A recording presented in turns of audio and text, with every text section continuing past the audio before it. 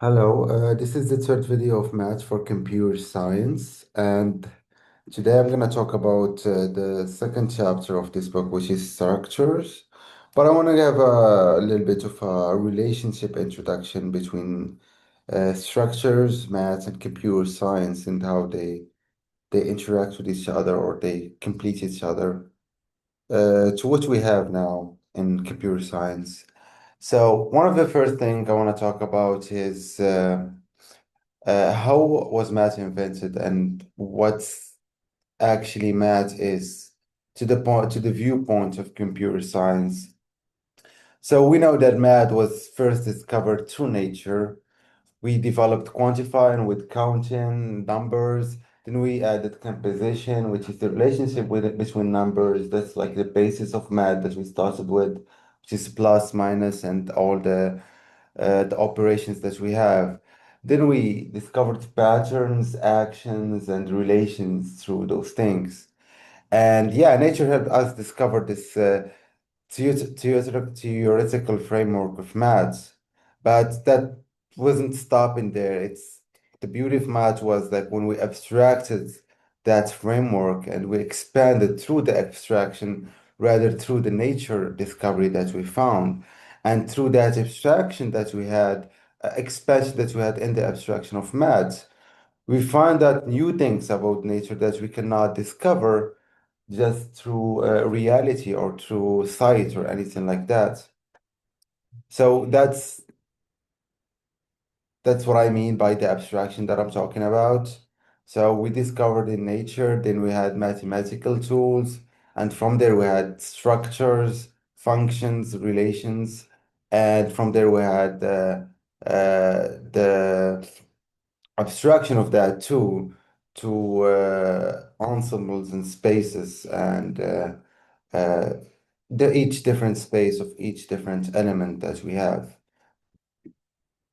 So, what are structures in math? So, with as I said, with the mathematical advancements and expansion, through that abstraction that we had, uh, all the discoveries through math that's represented through elements, types, and shapes and relations was abstracted to a certain rules and theories instead of just having the common sense of those element frameworks that we have.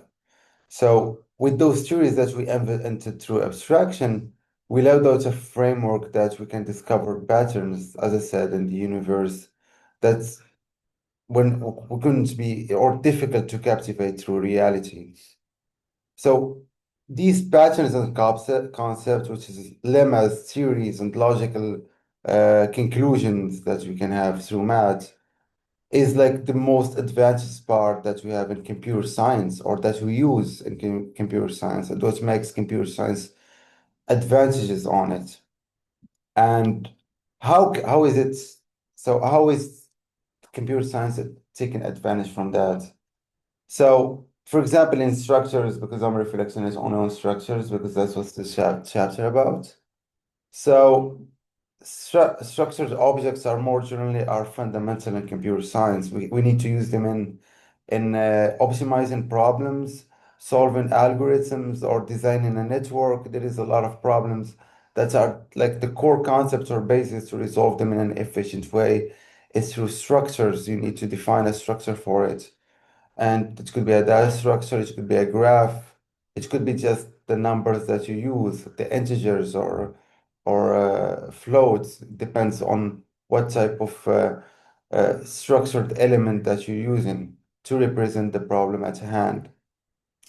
And there is some challenging problems that you could resolve using these structures because yes, it is helpful, but still we have like when they have problem at scale, for example, making the network in an efficient way through the worldwide, or having the shortest path through all the cities, for example, these problems are very challenging to resolve.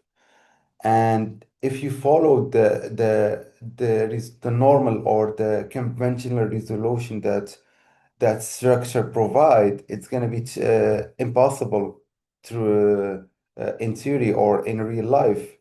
But however, using those concluded patterns that we had in math, those theories, and that's been concluded through the abstractions that you think are useless if you read them in theory, but they are backdoors or a hack or a glitch when they are provided in computer science, because you can use them to resolve the problem in an unconventional way, which make it way faster.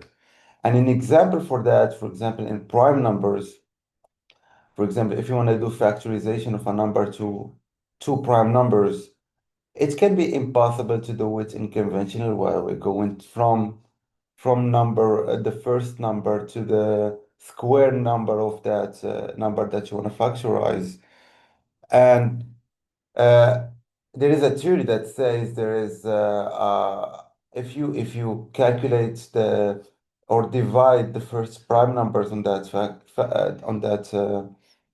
on that number, and it is not divided by it, then you can there is a theory that you conclude that that number is prime with the probability with the high probabilities. It's like 75%, and you can just loop that through that theory for multiple times to increase that probability, and that makes a problem that is NP hard to resolve, to resolve it in a deterministic time. And that's just a view from it, and one implementation that we did it in RSA encryption. And yeah, that's just a way to see how concrete these theories make computer science a very advantageous uh, tool to use in resolving these challenging problems. So yeah, that's my video, and thank you for watching, and I hope you like it.